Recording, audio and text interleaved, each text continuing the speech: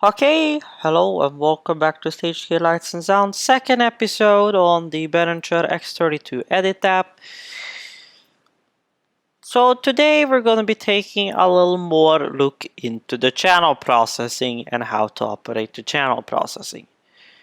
So, first of all, we can start at the config tab.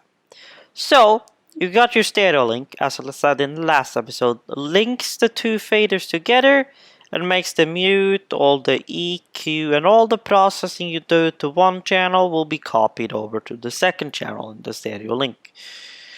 You also got your gain, so here is where you adjust your input gain coming into the board, or if you're playing off and back from, say, the Behringer X Live card, or playing back from the Expand X Live card for multitrack, this will be digital trim instead of normal analog onboard preamp. Then you got your low cut. A very nice thing to use for vocals, to say we're on the vocal channel. I'll roll this thing up to about 120 Hertz. Usually where I like to put them, because my subs are usually rolled off about, in a PA live situation, they're usually rolled up at about 128 to 20 Hertz. In my studio environment, I have them rolled up at 60 because my monitors can go all the way down to 60. While being comfortable, that is. I'll probably put it up to 80 if it becomes a problem. Then you have your delay, which basically delays the signal for coming through if you have some issues. Normally, you wouldn't have to bother about this. And then you have your insert position for your sidechain effects. Next up, we have your gate slash expander. This is something you would use to close the channel, so cut off the channel when no sound is coming through. So say for a mic, say when they speak, they average about minus 20 to 30-ish dB. Then you can roll this thing up to about minus 30 dB. So whenever they're not talking, okay, I don't know why that happened, but whenever they're not talking, it will cut off the channel. And it will stay cut off until they begin to talk again and get up here, and then it will open again.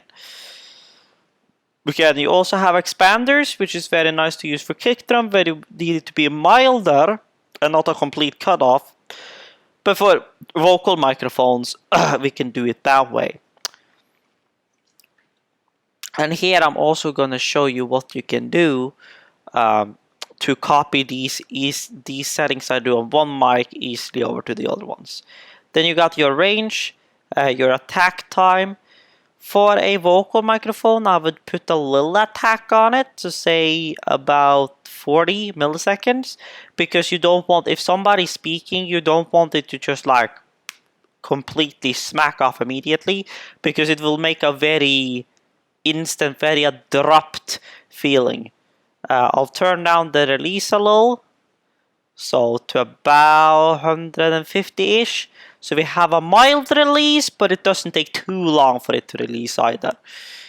And then the hold, turn that down to say maybe 20-ish.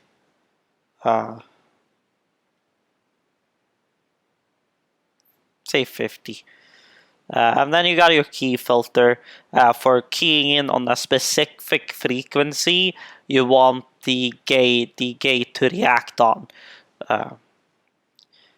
So there's pretty good standpoint to start at for a vocal microphone. Dynamics, this depends on the person speaking or whatnot. I usually just do one knee for vocal mics. Let's just reduce it a little to 20-ish. Want a little bit of a mild attack. Don't want too hard of an attack on a vocal microphone. A fairly good hold time, a little less release time, 45-ish. Release time, how I usually do it, and then you got your key filter. Then you got your EQ. This definitely depends on the person who's singing. Usually what I do is bring down the high end a little because it can get a little squeaky. I'll take and bring up, bring down a little bit in the start here, and I'll usually boost up a little bit around this area, and then widen it out a little. About there would be my normal go-to, at least for female voices. That's roughly where I would go about it.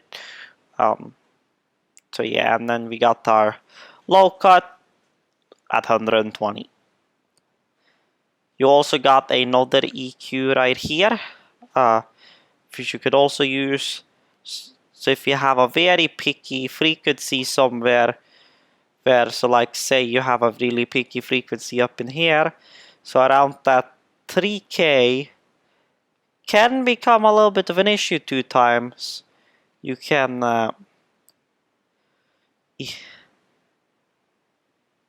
there we go. That was easier to do it that way.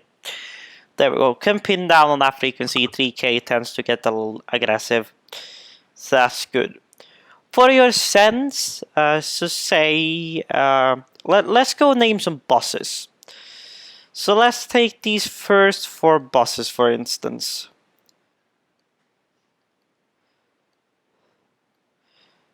So let's rename this to lead IEM.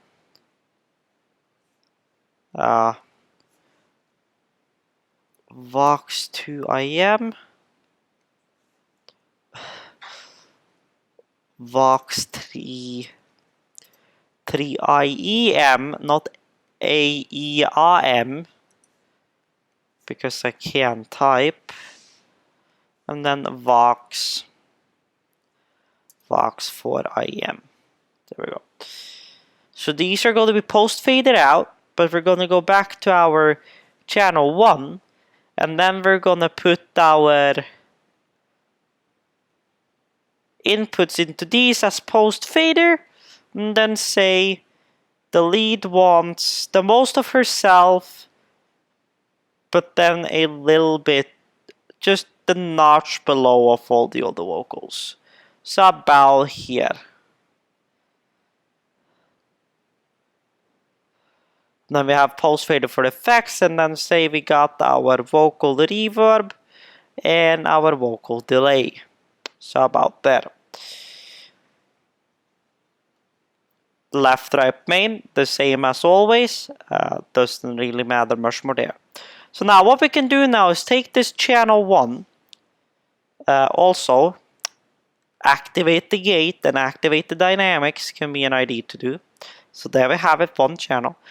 You can go into the library and then save this as vocal, save it, and then you can go to the different channels and you can load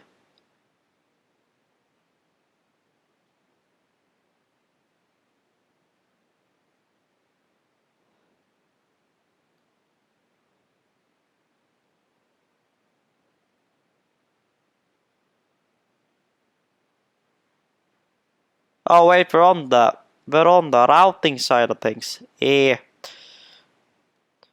That explains it. So save you as a vocal the number 1. Then I'm gonna turn off HA config. No, I'm not. I'm gonna turn off scribble strip. So that way it won't rename our already pre-named names. Then I'm gonna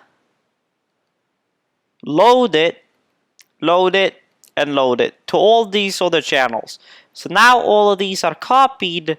So the only thing you need to do now is maybe go on the sends for each channel, and then Vox 2 want most of herself and less of the other ones.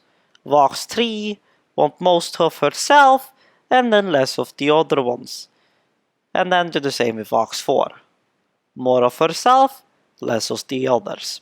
So there we have effectively saved ourselves time, with just copying it all over, and then some tiny EQ adjustments here and there, but nothing major.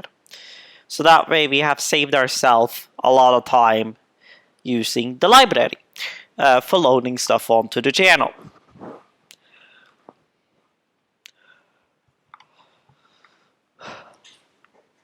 No. One way we can also send things to the different buses is by pressing the specific bus. And you can see here we got our send to bus 1, which are Vox 1, EM, our Vox 2 IEM, Vox 3 IEM, and Vox 4 EM. And then we got our vocal reverb and our vocal delay. And then our main left right.